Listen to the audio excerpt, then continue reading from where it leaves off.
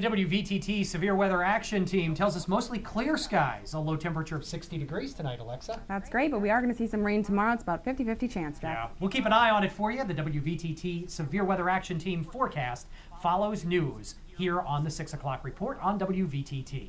WVTT's World News Roundup. Syria is one of the most dangerous places in the world to be as a journalist.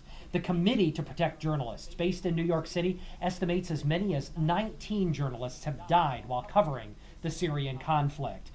One of the victims was Japanese correspondent Mika Yamamoto, who died while on assignment. CNN's Paula Hancock has our story.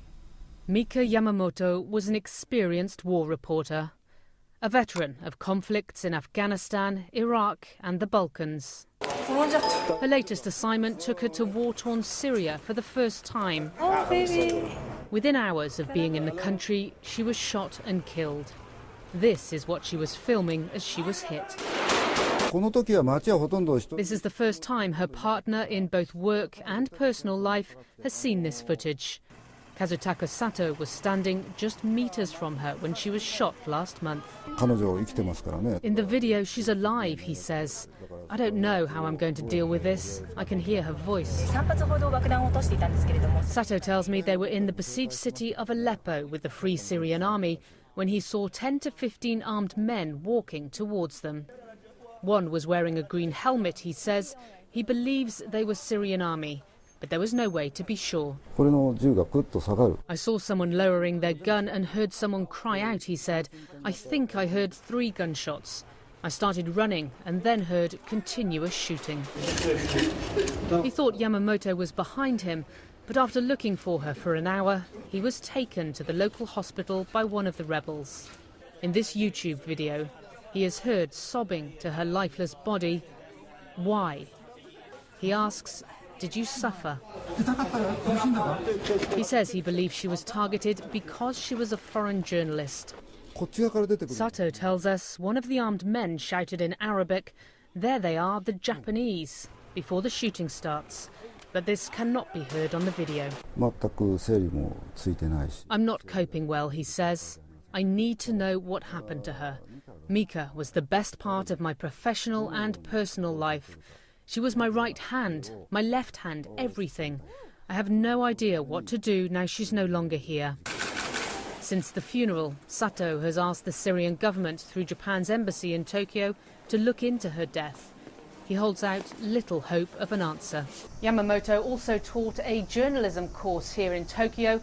Sato says that she told her students how important it was to highlight what happens in a war zone because, he says, she truly believed that journalism can help to stop a war. Paula Hancock, CNN, Tokyo.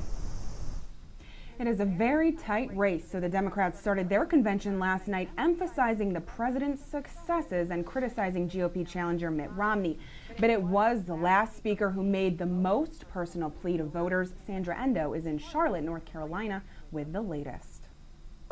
Cheering Democrats kicked off their 3-day convention in Charlotte last night. Forward, crackdown, he'd end the war, and focused their day one messages highlighting President Obama's accomplishments.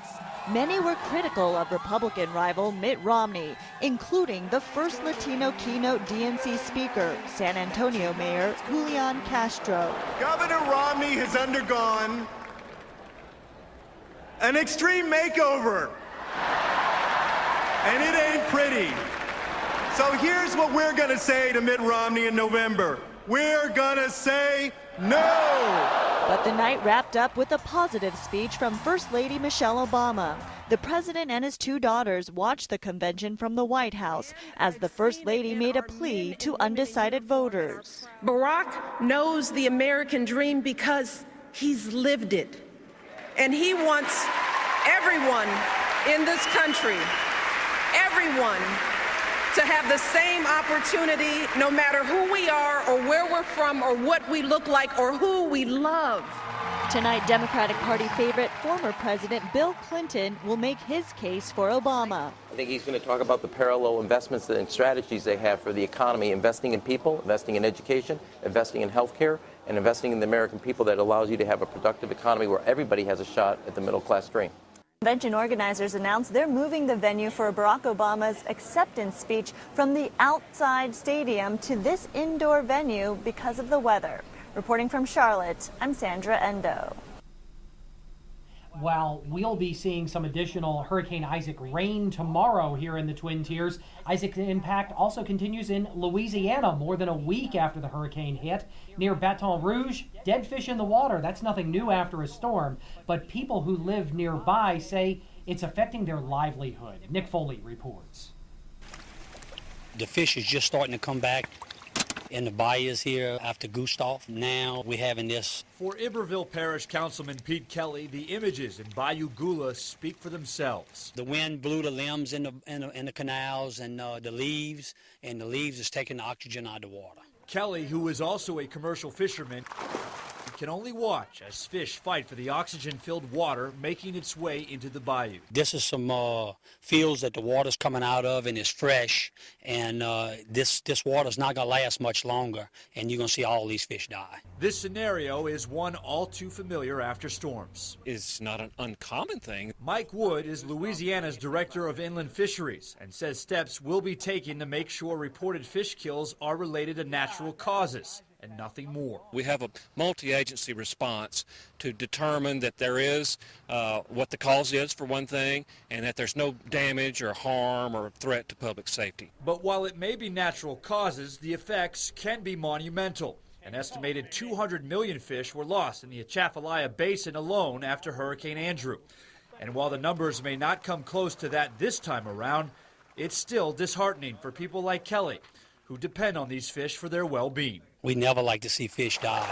The fish is just coming back. We need them, the bait fish, the sport fish, and the commercial fish. We need it all. On WVTT, sports is next. Derek Smith talks some high school football. You won't want to miss it. Stay tuned. This is the 6 o'clock report on News Channel 25 WVTT.